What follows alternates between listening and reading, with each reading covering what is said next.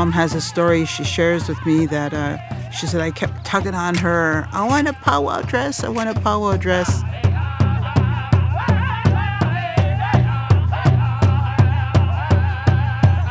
I grew up to be a singer. And later on I started dancing. But I grew up with the powwow.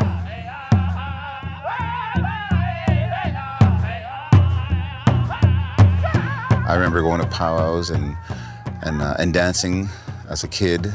And then as I got into my older teen years, I got really interested in the drum and singing.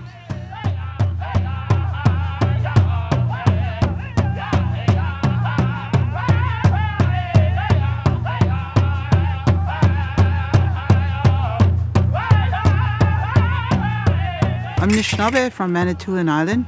My home reserve is Wikwemikong. When I was a teenager, I would go home to my reserve and see the dancing. Well, first, before I would see the dancing, we'd get into the parking lot and I could hear the drums. Just right away, it would engulf me. It would just take me.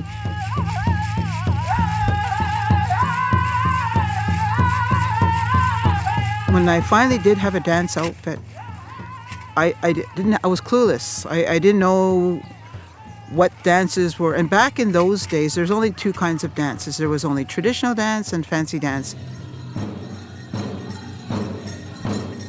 Men and women have their own styles of dance, their own categories, and it's all about balance. So although there's differences in the way they dance and even the songs that they might dance to, you know, there's still that holistic idea that, you know, we're all related.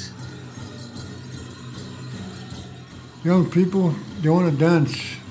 Young women, they want to dance single, fancy, traditional.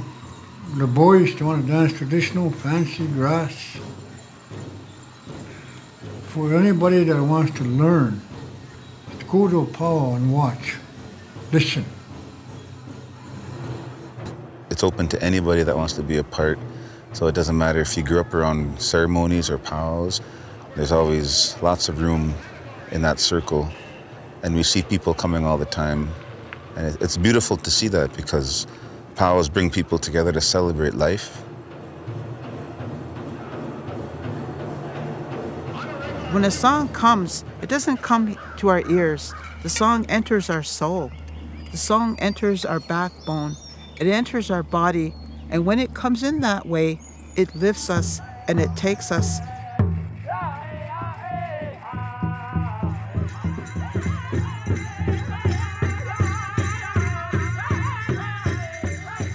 That's how powerful that drum spirit is. It makes you move, makes you feel good.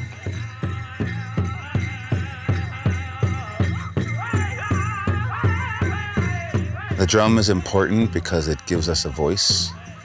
It ties us into our ancestors who used to live this way before us, and it also connects us to our descendants that are yet to come. The prophecy, the old man told me one time, that big drum is going to make it's going to make a full circle in this continent. Now we have singers in BC. We started on the prairies.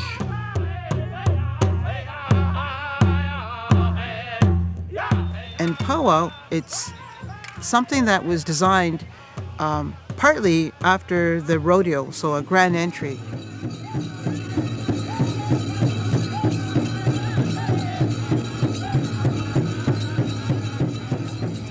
Everybody has its own way of interpreting powwow. The way the ancestors told us, my elders, I heard them talk, that the powwow was a very special blessing from the Creator through a vision. It wasn't created by man, it was through a vision. Showed them the way, that way of life.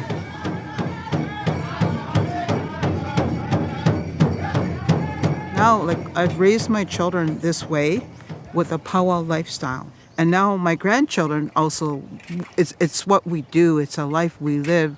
And so, one's beading, one's sewing, one's designing, one's creating. My daughter last evening did a powwow fitness class at home on the reserve, and my sister is a teacher, and she does these sewing classes and teaching women in the community how to sew and put outfits together. I really respect people that try hard, especially the new dancers, the new singers. At least our culture and our identity is strong. That's what makes us who we are.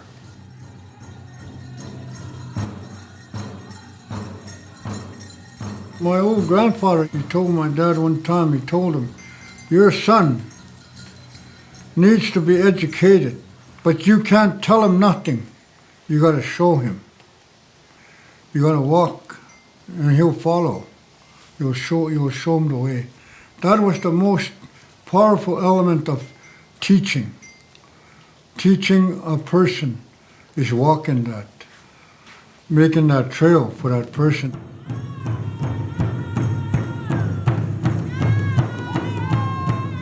If you want to be a singer, you can approach a singer that's been singing for a lot of time, that's put in the time around the drum, and approach that singer with tobacco and let them know that, you want to learn about the drum and about singing. And it's a big responsibility to be a singer, but it's also a very fulfilling one, very gratifying. It would be good to find a dancer that has been dancing for many years and approach him or her and ask maybe if they can give you any direction or ideas on how to go about making your own outfit, your own regalia. And then as time goes on, you'll become better and better as a dancer, and at some point you'll be initiated into the powwow circle. The essence of what started this was about permission to be us. And what is us? I can tell you what I am as a Anishinaabe as Karen Fezaniganagwene from Manitoulin Island, but it's not the same story as my other dancer friend here or my other friend. Each of us bring our stories to this dance arena, why we dance.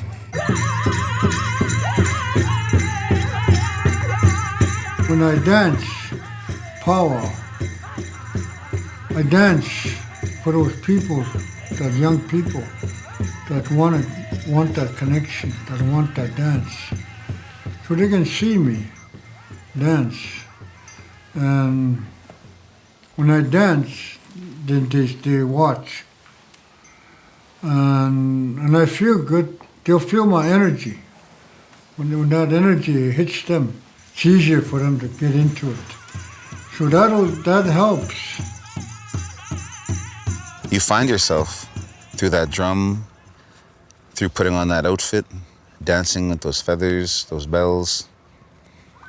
And once you find yourself, and then you're able to help people in a good way find themselves as well. You're able to help people that might be lost, that are looking to find their way, to discover who they are. It all starts within yourself and discovering who you are as a person.